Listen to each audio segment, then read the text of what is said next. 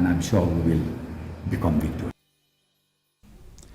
The first sitting of the Regional Committee for West Jaintia Hills District was held in July to discuss second phase of the border dispute between Assam and Meghalaya. The Regional Committee for Jaintia Hills District is being headed by Deputy Chief Minister Sneaw Thar as the chairman. Speaking to media persons after the meeting, Sneaw Thar said that as a first step, the committee has decided to gather all information on the areas of difference and the details will be submitted to the government. He also added that the committee has directed the district heads to start the process of collecting information which will be required by the state government while resolving the matter.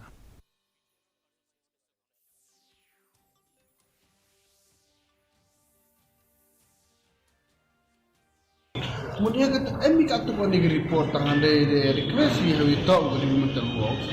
aga level yang cukup sekali ro abli state wa kawan pun developmental aktif untuk kami to ni le kami kalian to lai di le asam to lai ketujuh man kam te kat kawan